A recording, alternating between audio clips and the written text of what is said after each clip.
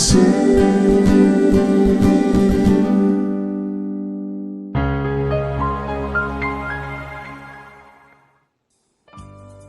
saudara semua dimanapun saudara berada, kasih karunia dan kebaikan Tuhan selalu menyertai ketorang semua. Ketembung hidup itu setiap hari adalah waktu-waktu dan saat-saat di mana ketong semua dibentuk oleh Tuhan untuk menjadi serupa dengan Tuhan, sesuai dengan apa yang menjadi rencana Tuhan atas ketorang semua punya kehidupan.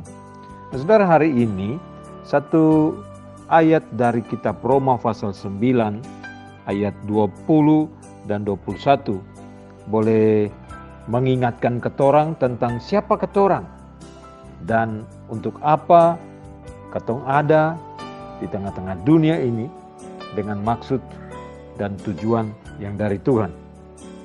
Di dalam Roma 9 ayat 20 dan 21 di sana dikatakan, siapakah kamu, hai manusia, maka kamu membantah Allah? Dapatkah yang dibentuk berkata kepada yang membentuknya, mengapakah engkau membentuk aku demikian? Apakah tukang periuk tidak mempunyai hak atas tanah liatnya untuk membuat dari gumpal yang sama suatu benda untuk dipakai guna tujuan yang mulia, dan suatu benda lain untuk dipakai guna tujuan yang biasa. Nah saudaraku, tukang periuk mempunyai hak yang penuh untuk membentuk bejana.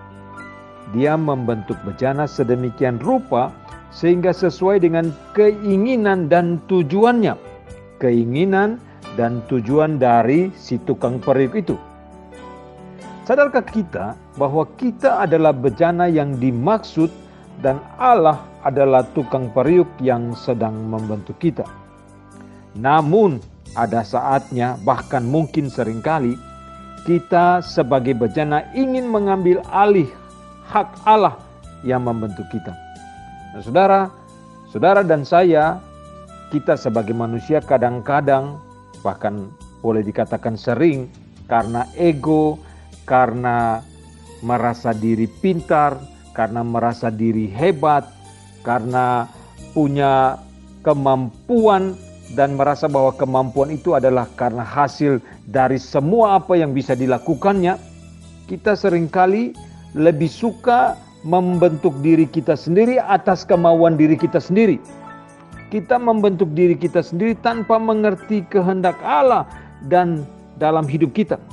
Kita tidak menyadari bahwa Allah mempunyai tujuan masing-masing untuk kehidupan kita. Bahkan, saudaraku, seringkali kita tidak peduli dengan Allah.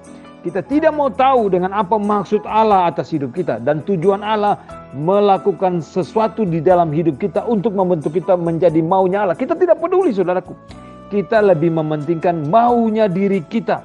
Apa yang menjadi kehendak kita. Yang kita merasa begitu bisa, begitu hebat, dan begitu mampu untuk membawa dan membentuk diri kita. Nah, bila kita tetap membentuk diri sendiri, maka kita sebagai bejana boleh jadi bukan bejana untuk kemuliaan Allah, tetapi untuk kemuliaan diri sendiri, sesuai dengan keinginan dan tujuan diri kita sendiri. Dan saudara, kalau demikian, dan itu terjadi demikian, itu pasti rencana Allah akan gagal di dalam kehidupan kita. Nah, saudaraku, sekarang ini keputusan ada di dalam tangan kita. Di tengah-tengah situasi dunia yang sedemikian susah dan sulit ini, dan di tengah-tengah banyak perjalanan pergumulan hidup yang kita hadapi, keputusan-keputusan itu ada dalam tangan kita. Maukah kita dibentuk oleh Allah sesuai dengan keinginan dan tujuannya? Kalau kita mau dibentuk oleh Allah, maka rencana Allah akan berjalan dalam kehidupan kita. Saudara dan saya tidak akan mengerti, bahkan mungkin tidak tahu apa yang bakal dibentuk Allah di dalam kehidupan kita. Tapi satu hal yang pasti bahwa Tuhan merancangkan kebaikan.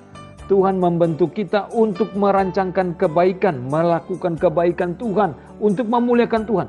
Maka pasti hal baik adalah hasil bentukan Tuhan di dalam kehidupan kita.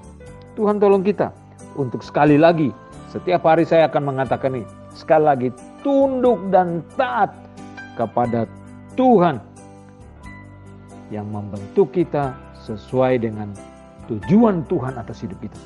Tuhan yang membentuk kita sesuai dengan maksud Tuhan yang mulia atas kita. Supaya seluruh hidup kita boleh menjadi alat untuk kemuliaan bagi nama Tuhan. Tuhan tolong kita. Tuhan tolong kita. Tuhan tolong kita untuk selalu memandang kepada Tuhan yang menciptakan kita. Terpujilah Tuhan dari kekal sampai kekal.